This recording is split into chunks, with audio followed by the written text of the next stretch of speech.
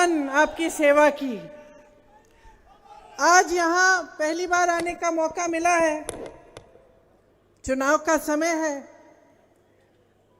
खास तौर से चुनाव के समय मुझे हमेशा लगता है कि जनता से सच सच बात करनी चाहिए, सीधी सीधी बात करनी चाहिए। भाषण आप सब बता रहे थे कि कितने लोग आए हैं, कितने बड़े बड़े नेता आए हैं, सबने आपको अच्छा खासा भाषण दिया होगा, आपने सुना होगा।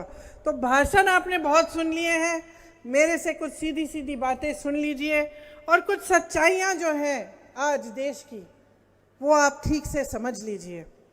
इनको समझने से आप ही का फायदा होगा, क्योंकि ये देश आपके जागरूकता के बल पे बना। जो हमारा स्वतंत्रता संग्राम था वो कैसे बना, कैसे हुआ? हमारे जो नेता थे उन्होंने जनता को साथ कैसे लिया? क्योंकि जनता जागरूक बनी, जनता समझ पाई कि एक साम्राज्य है, कि हमारे साथ ठीक बर्ताव नहीं हो रहा है, हमें बदलाव लाना है। जागरूक होने से ही एक आंदोलन बना। और सिर्फ महात्मा गांधी जी, जवाहरलाल नेहरू जी जैसे बड़े बड़े नेता नहीं थे इस आंदोलन में, आपके पूर्वज थे इस आंदोलन में, किसान थे, उस समय के जो नौजवान थे, सब आंदोलन के हिस्से इसलिए बने क्योंकि उनको ये समझ में आई बात, ये जागरूकता उनमें आई कि हमारे साथ गलत हो रहा है।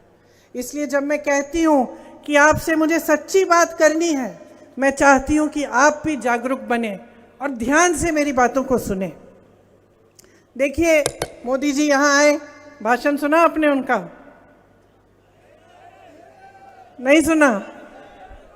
भाषण सुनना चाहिए सबका, तभी तो पता चलता है कि असली कौन है, नकली कौन है ना? मैं तो सुनती हूँ, मैंने सुना उनका भाषण, मैंने उनका भाषण सुना और सच्चाई ये है कि मुझे उनकी बातें अब हल्की लगने लग गई हैं। हो सकता है शुरू में उनकी इच्छा थी कि कुछ करेंगे, लेकिन 10 साल बाद, इतने सारे झूठे वादों के बाद, इतनी सारी बड़ी बड़ी बातें करने के बाद फिर भी आज रोजगार नहीं है देश में, आज महंगाई इतनी बढ़ रही है, पूरा नहीं कर पाए। इसलिए मुझे लगता है कि उनकी बातें अब हल्की पड़ रही हैं। आपने सुना होगा, एक वीडियो देखा होगा कि इनके कई सांसद और इनके कई पार्टी के सदस्य ये कहने लगे हैं अलग अलग प्रदेशों में कि जब हमारी सरकार आएगी हम संविधान को बदलेंगे। मंच पर मोदी जी संविधान की बातें करते हैं।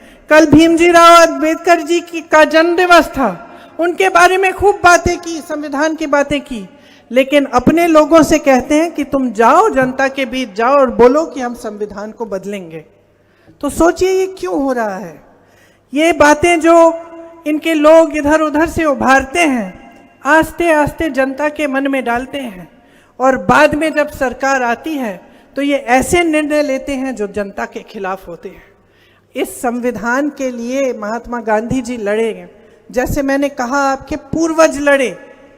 देश की जनता क्यों लड़ी इस संविधान को बनाने के लिए, आजाद होने के लिए एक साम्राज्य से? क्योंकि इस संविधान में आप सबका अधिकार समान होता है। मतलब आप प्रधानमंत्री हो या आप किसान हो या आप गरीब हो या आपका कोई कारोबार हो, सबका अधिकार समान होता है एक लोकतंत्र में। और यही लोकतंत्र है जिसको खून और पसीने से हम सब के पूर्वजों ने बनाया।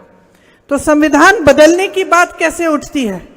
संविधान बदलने की बात यूं उठ रही है कि आपके अधिकार छीनना चाहते हैं, और ये इस तरह से करना चाहते हैं कि आपको पता भी ना चले कि हो रहा है। और इसलिए आपको जागरूक बनना आपके लिए बहुत ही महत्वपूर्ण है। देखिए, चुनाव में जो भी नेता आपके सामने आता है उसे आपकी बात करनी चाहिए। आपने देखा है कि कितनी बहकी सी बातें हो रही हैं। कोई धर्म को उजागर कर रहा है आपकी जज्बातों को उठाने के लिए, ताकि आप अपने जज्बात के आधार पर वोट डाल दें। कोई मीट मछली की बात कर रहा है, मांस मछली की। मोदी जी तो हर बार राजस्थान आकर यही बात करते हैं कि मेरी बहनें बैठी हैं, उनको बुरा लगे और वो उसी आधार पर वोट डाल दें। तो आपका ध्यान भटकाने का काम तो धड़ाधड़ तेजी से हो रहा है। और अफसोस की बात यह है भाई और बहनों की काफ़ी आपका ध्यान भटक भी जाता है। आपकी गलती नहीं है, क्योंकि मेरे मीडिया के जो भाई बहन हैं यहाँ जो खड़े हैं यहाँ मेरे दोस्त, वो भी यही दिखाते हैं जो चाहते हैं कि आप देखें। वो भी मोदी जी के कहने पे दिखा रहे हैं। आज जितनी भी बड़ी बड़ी मीडिया की कंपनियां हैं सब बड़े बड़े उद्योगपतियों के हैं, और जो मोदी जी की नीतियां हैं वो आज इन बड़े बड़े उद्योगपतियों के लिए ही बन रही हैं। आप देखते हैं कि देश तरक्की कर रहा है, आपको आंकड़े दिखाए जाते हैं कि देश बहुत आगे बढ़ रहा है। ये तरक्की आप अपने जीवन में देख रहे हैं कि नहीं? इस सवाल का जवाब दीजिए मुझे। सुनाई नहीं दिया मुझे?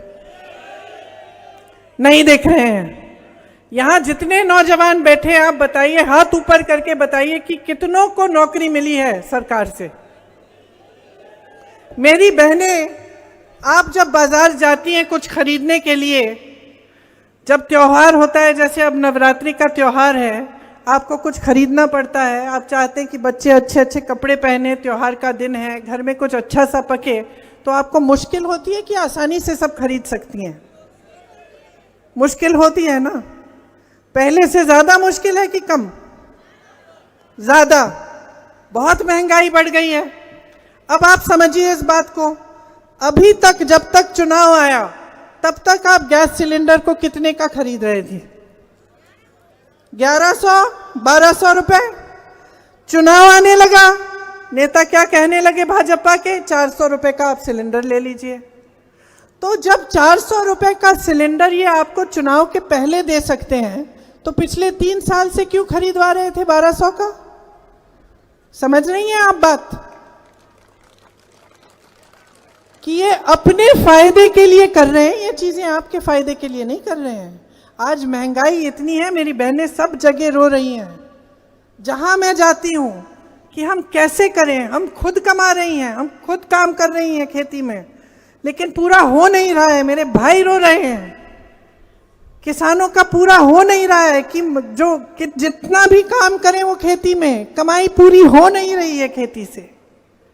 क्यों नहीं हो रही है? क्योंकि खेती करने के लिए जितने सामान आप इस्तेमाल कर रहे हो सब पे जीएसटी लगी हुई है, सब महंगा हो गया है। तो कमाई कैसे होगी? पहले रोजगार खेती से बनते थे, अब नहीं बन पाते, क्योंकि खेती में जब कमाई ही नहीं है तो रोजगार कैसे बनेंगे? है कि नहीं? आप सर हिला रहे हैं, ठीक बात कह रही हूं मैं? कमा नहीं पा रहे हो। जो पलायन करके जा रहा है शहर में वो कमा नहीं पा रहा है। वो कहते हैं हमें कि भाई हम कमा रहे हैं, हमारी बीवियां काम कर रही हैं, बच्चे कमा रहे हैं, लेकिन पूरा ही नहीं हो रहा है, क्योंकि महंगाई इतनी बढ़ चुकी है। ये जीएसटी हर चीज पे लगी हुई है, और ये सब गरीबों के लिए है। बड़े बड़े उद्योगपति फूल रहे हैं, फल रहे हैं। अरे उनके तो लोन माफ किए जा रहे हैं, वो कर्ज लेते हैं, बैंक मांगता ही नहीं है वापस पैसे।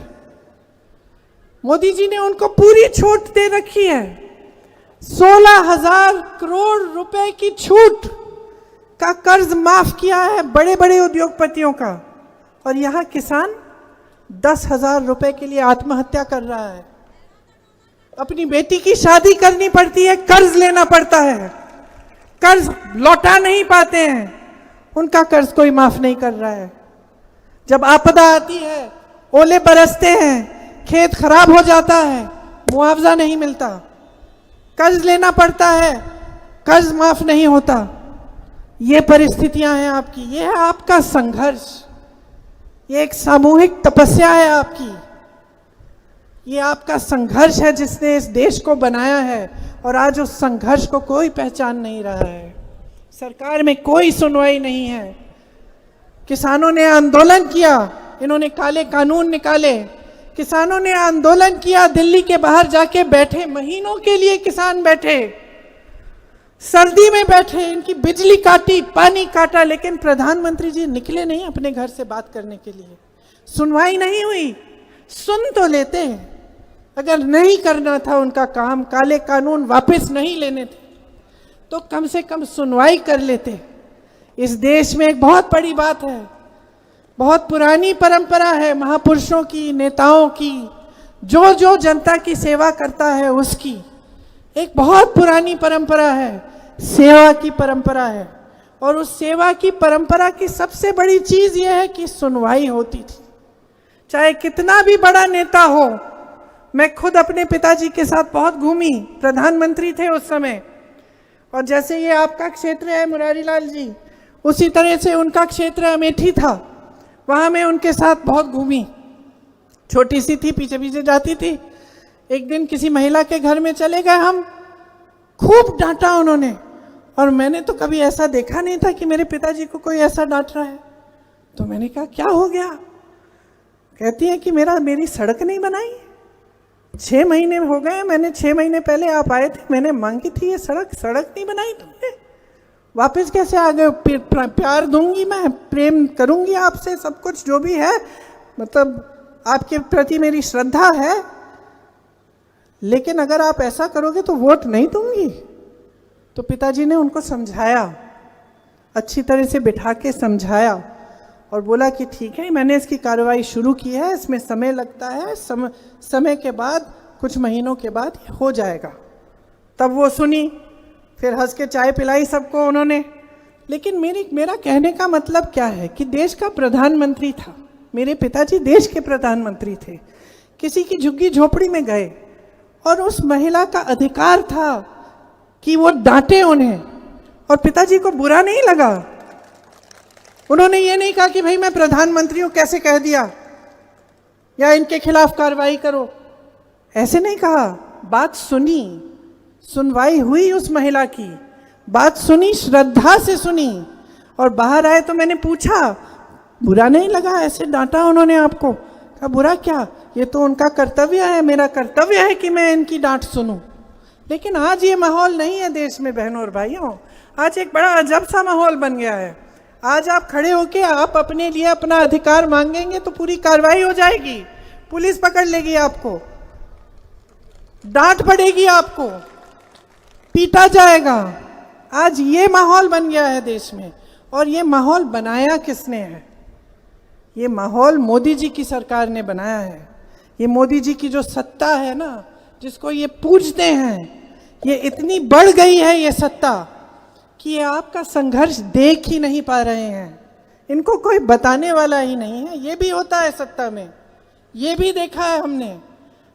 परिवार में 2-2, 3-3 प्रधानमंत्री थे तो सत्ता देखने को मिली कि लोग कैसे झूठ बोल देते हैं कि आप जीत रहे हैं, असली सच्चाई है कि आप हार रहे हैं।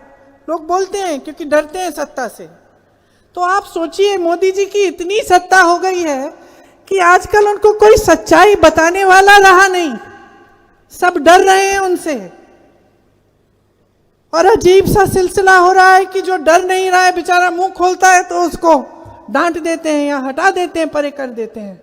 तो सच्चाई समझ नहीं पा रहे हैं, और जो संघर्ष है आपका, जो रात दिन का आपका संघर्ष है, उससे कट चुके हैं, वो अब समझ नहीं पा रहे हैं।